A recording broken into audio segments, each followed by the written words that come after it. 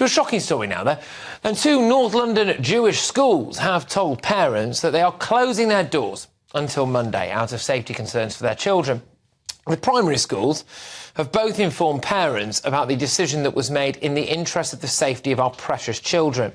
This comes after a former Hamas chief called for protests to take place across the world on Friday in support of Palestinians. They called it a day of jihad.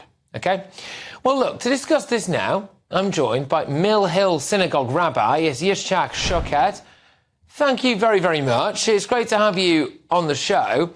Are they right, do you think, to close these primary schools in light of what we're possibly anticipating to be a day of global jihad?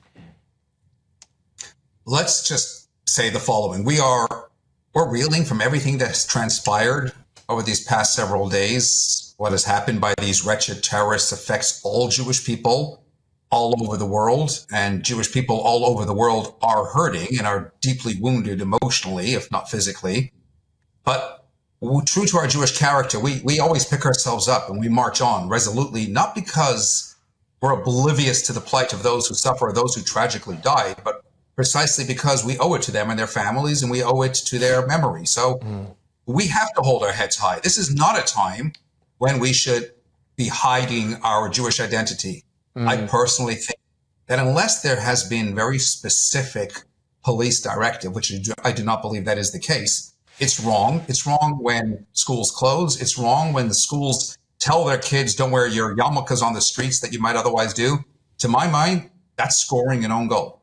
OK, I'm just going to play you a little clip now. This is of some individuals tearing down missing/kidnapped posters of Israeli children and others. I think we'll just play this now, have a look at it, and then I'll get you to react off the back of it, all right? Why don't you do something for Palestine? Why don't you... This is for Palestine. They're not mutually exclusive. It's children. It's children. It's innocent people. Okay, what about the children in Palestine? That's not, it doesn't make it... Why? Jesus.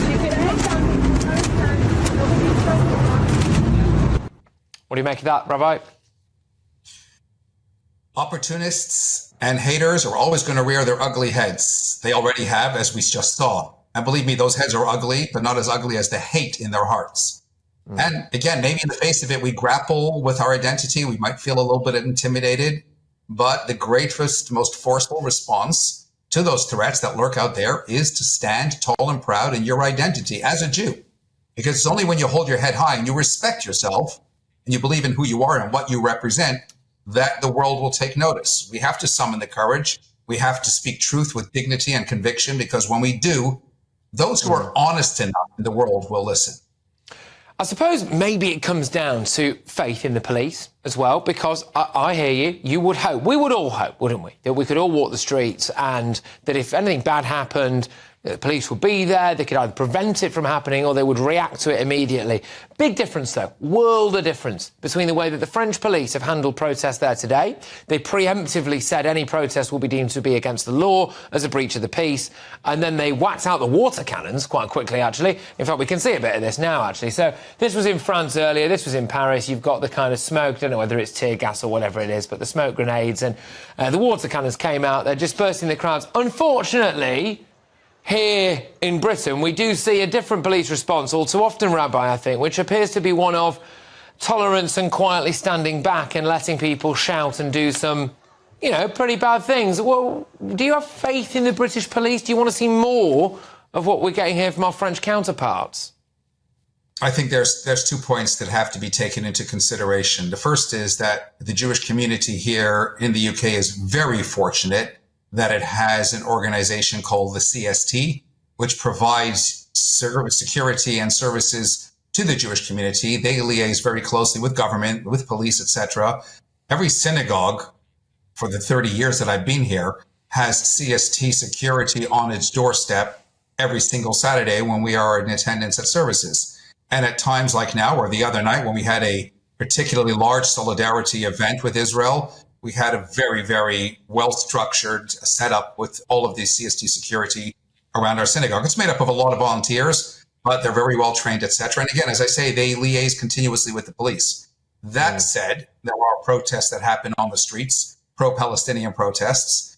I think there is a distinction between what generally has gone on in Paris, which has resulted in categorical violence, and therefore the fervor that's being all stirred up tonight, which could have very readily led to the same sort of thing. The police there need to react in that sort of way. Do I believe that the police over here should do that a little bit more? I think so. There was that whole episode that happened last summer, whenever it was, when there were these horns honking and protests going on in the middle of Golders Green and whatnot. Yeah. And it amounts to a little more than a slap on the wrist, and I think that's unfortunate.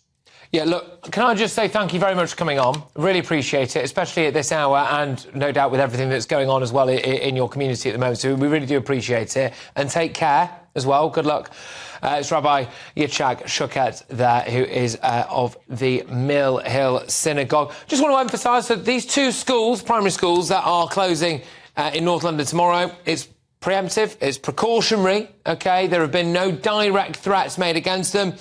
It is in the face of the fact that clearly there have been numerous issues. It's an ongoing conflict in Israel and Palestine. And the former leader of Hamas has called for some kind of global day of jihad. So they have decided to take that precautionary measure.